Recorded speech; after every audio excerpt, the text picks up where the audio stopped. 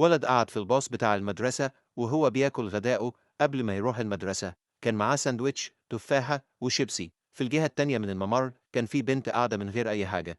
بطنها كانت بتقرقر بصوت عالي يكفي إنه يسمعه. أنتِ جعانة؟ سألها. هي كانت متلخبطة. لا أنا كويسة، عندي زيادة، ماما دايما بتحضر لي كتير. هو مديلها نص ساندويتشه. هي اترددت شوية وبعدين أخدته. شكرا، اسمك إيه؟ لي، أنا ماركوس. هي أكلت الساندويتش بسرعة كأنها ما كلتش من أيام. في الصبح اللي بعده هو حضر سناك زيادة من البيت. لما ركب الباص قعد جنبا واداله الكيس. ما كنتش لازم تعملي كده، قالت. أعرف، بس أنا عايز. ده استمر كل يوم لمدة 3 أسابيع. كان بيجيب لها أفطار وغداء. هي عمرها ما سألت ليه هو طيب كده، وهو عمره ما سأل ليه هي دايما جعانة. يوم ليلي ركب الباص وهي لابسة طاقية كانت باينة شاحبة ومتعبة.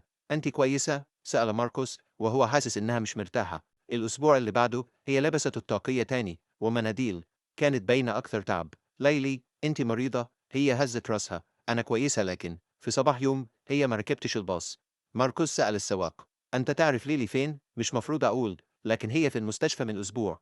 قلبه وقع. إيه اللي فيها؟ السواق بصله بحزن. عندها سرطان حبيبي، هي بتحارب من شهور. ولد قعد في الباص بتاع المدرسة وهو بياكل غدائه قبل ما يروح المدرسة. كان معاه ساندويتش تفاحة وشيبسي. في الجهة التانية من الممر كان في بنت قاعدة من غير أي حاجة.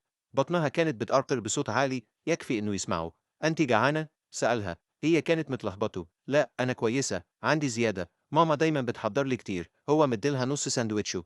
هي اترددت شوية وبعدين أخدته. شكرا، اسمك إيه؟ لي، أنا ماركوس. هي أكلت الساندويتش بسرعة كأنها ما كلتش من أيام. في الصبح اللي بعده هو حضر سناك زيادة من البيت. لما ركب الباص قعد جنبا واداله الكيس. ما كنتش لازم تعملي كده، قالت. أعرف، بس أنا عايز. ده استمر كل يوم لمدة 3 أسابيع. كان بيجيب لها أفطار وغداء. هي عمرها ما سألت ليه هو طيب كده، وهو عمره ما سأل ليه هي دايما جعانة. يوم ليلي ركب الباص وهي لابسة طاقية كانت باينة شاحبة ومتعبة. أنتِ كويسة؟ سأل ماركوس وهو حاسس إنها مش مرتاحة. الأسبوع اللي بعده هي لبست الطاقية تاني ومناديل.